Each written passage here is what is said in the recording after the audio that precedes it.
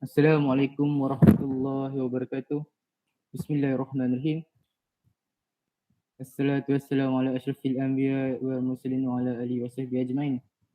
Rabbi shrah li sadri wa yassir li amri wahlul 'uqdatam min lisani yafqahu qawli. Amma ba'd. Hari ini saya selaku moderator yang bernama Muhammad Aiman Najmi beserta para barisan panel-panel. Hari ini saya dan rakan seperjuangan saya akan merungkaikan dan membahaskan isu mengenai cara untuk mengatasi penyebaran berita palsu. Sebelum itu saya akan memperkenalkan ahli barisan panel-panel, iaitu bermula daripada Muhammad Izul bin Muhammad Saleh, yang kedua Muhammad Fauzan, dan panel ketiga Muhammad Afif, dan yang terakhir Muhammad Nakiuddin.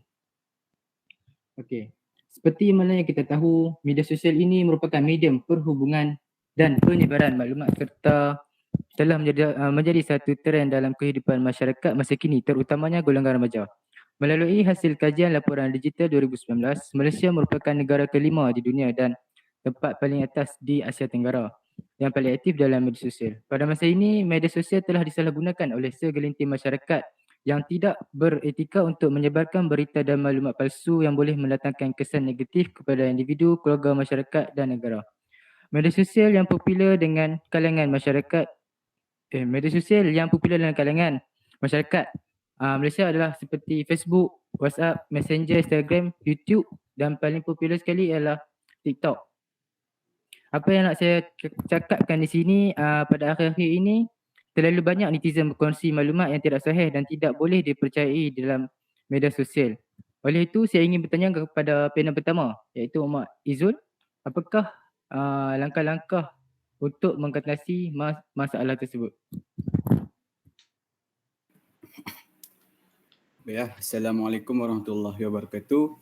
Saya Muhammad Izul bin Muhammad Saleh, antara salah satu panel anda. Saya akan terangkan antara langkah-langkah untuk kita mengatasi masalah penyebaran berita palsu di media sosial ini. Seperti mana kita tahu, media sosial memainkan peranan yang penting dalam menyampaikan maklumat kepada masyarakat. Jadi kita sebagai masyarakat perlu memainkan peranan yang penting untuk menangani isu berita palsu ini. Okey.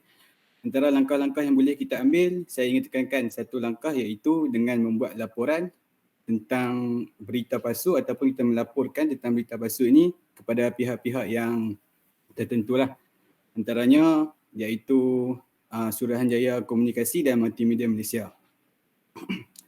Okey, kita membuat laporan ni ataupun melaporkan tentang isu berita palsu ni penting kerana berita palsu ni boleh mengganggu pemikiran atau cara berfikir seseorang itu dengan wujudnya berita yang tidak sahih kebenarannya ataupun berita palsu itu mempunyai unsur yang boleh menyebabkan terpesongnya pemikiran kita ke arah yang salah.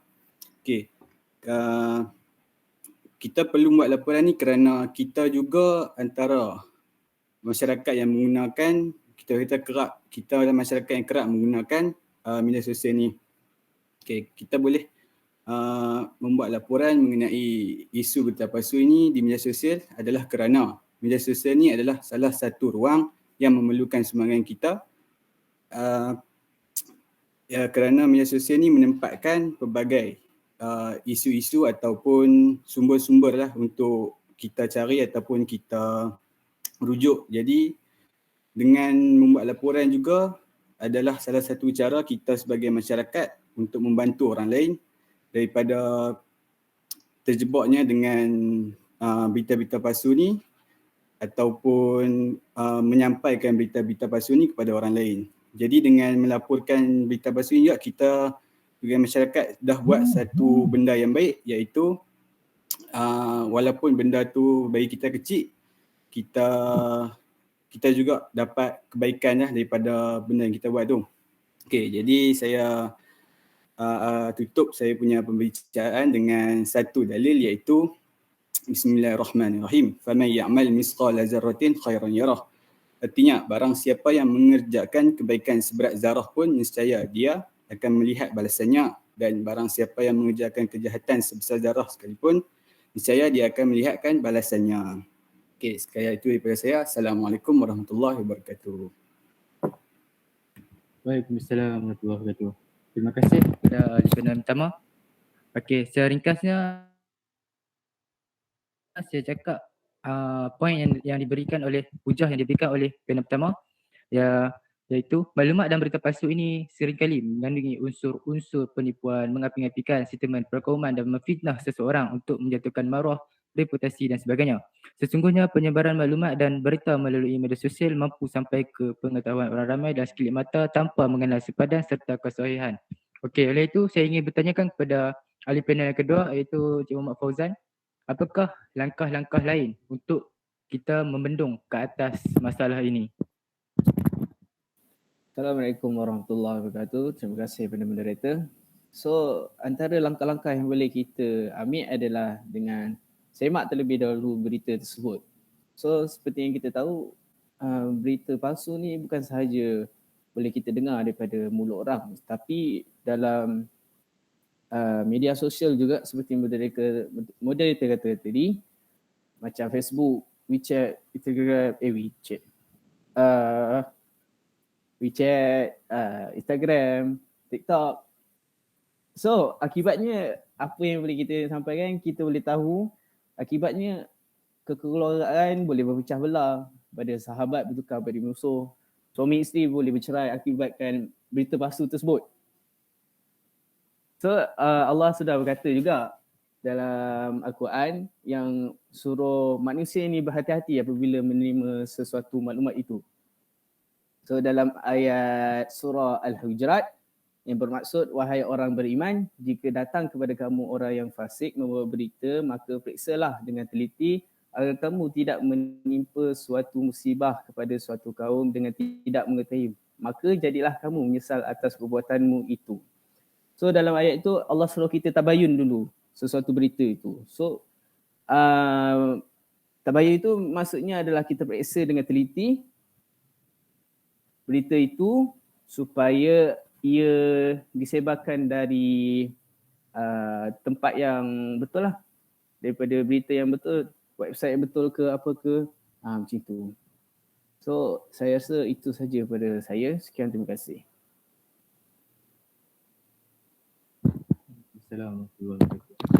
Okey, apa yang kita dapat simpulkan daripada hujah yang diberi oleh ahli panel yang ketiga, ya jika kita sudah menyemak ataupun menyelidik tentang kesahihan satu berita, maka dengan maklumat-maklumat salah ataupun yang maklumat yang palsu ini tersebar dan biasanya ia dapat memanipulasi dan mengelirukan rakyat. Maklumat yang salah dan palsu ini selalunya menyebabkan masyarakat berasa gelisah, khawatir, tidak puas hati, marah dan akhirnya akan menyalahkan kepala tertentu berdasarkan andaian. Oleh itu, saya ingin bertanyakan kepada ahli panel yang ketiga. Ahli panel yang ketiga, adakah cara mempunyai cara yang lain selain daripada dua cara yang dinyatakan oleh ahli panel pertama dan kedua? Baik, terima kasih kepada moderator iaitu Muhammad Aiman Najmi. Baik, di sini cadangan saya bagi mengatasi penyebaran berita palsu ialah kita akan mengadakan kempen atau satu program cara menggunakan media sosial. Jadi hari ini pihak yang perlu memainkan peranan di sini ialah pihak kerajaan. Oleh itu, pihak kerajaan perlu mengadakan kempen cara menggunakan media sosial amat penting dalam mendidik nilai murni dan etika menggunakan media sosial supaya bebas daripada penyebaran berita palsu. Seterusnya lagi, dapat memupuk kesedaran orang ramai atau masyarakat supaya menggunakan media sosial dengan sebaik mungkin. Jadi itu saja daripada saya. Sekian, terima kasih.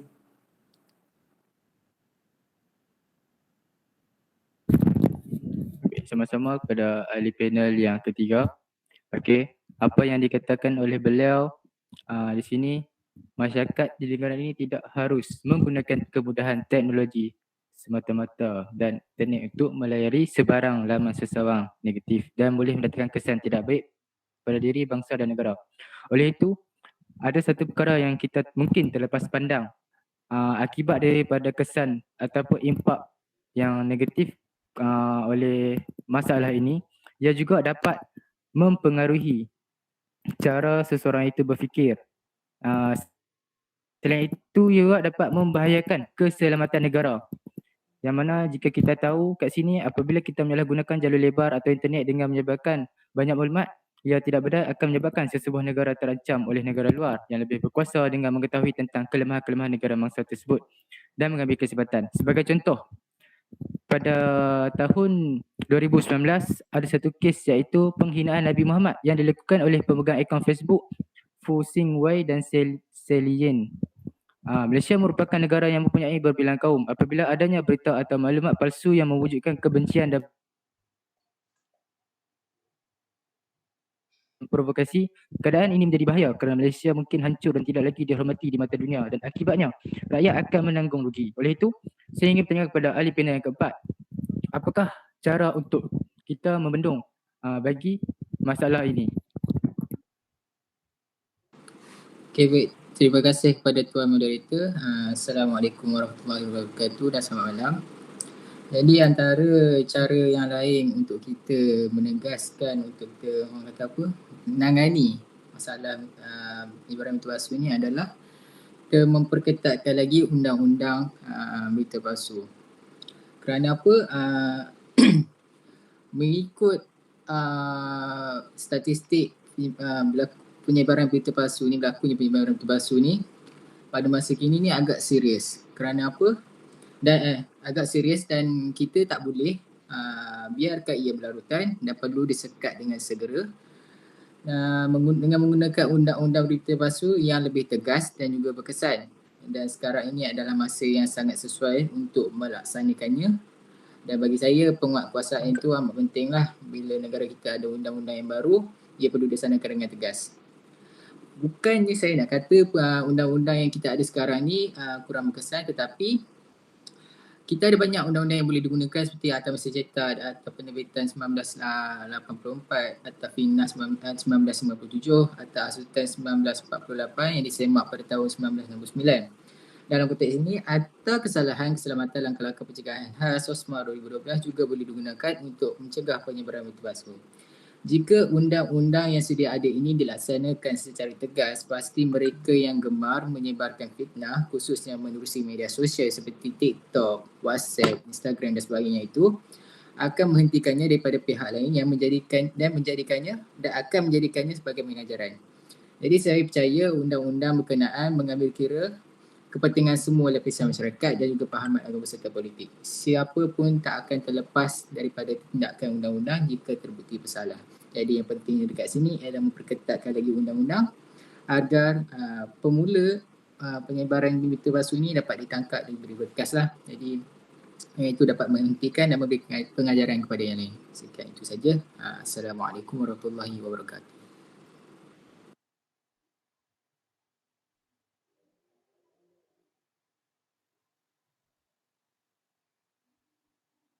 Waalaikumsalam warahmatullahi wabarakatuh. Terima kasih kepada ahli panel yang keempat kerana memberi. Okey, sebagai rakyat ataupun masyarakat, penyebaran maklumat yang tidak sahih dan tidak boleh dipercayai juga tidak seharusnya menjadi bahan gurauan dalam laman sosial kerana ia boleh menyebabkan di kalangan masyarakat ini salah faham. Oleh itu, semua pihak haruslah berganding bahu menyelesaikan isu ini dengan melahirkan pengguna media sosial yang beretika supaya pengguna media sosial mendapat lebih informasi tentang isu ini dan sedar tentang kesan serta bahaya penyalahgunaan media sosial. Okey, apa yang saya nak katakan sebelum berakhirnya majlis ini, saya ingin beri satu serangkap pantun. Inilah yang dikatakan ibarat menanam sudah dituai. Ibarat musafir sudah sampai, umpama berlayar telah sampai ke pelabuhan, umpama jalan telah sampai ke destinasi. Saya selaku moderator dan mewakili semua ahli panel, kami ingin memohon maaf sekiranya terdapat kekurangan dan keterlanjuran sepanjang majlis ini berlangsung. Sekian, terima kasih.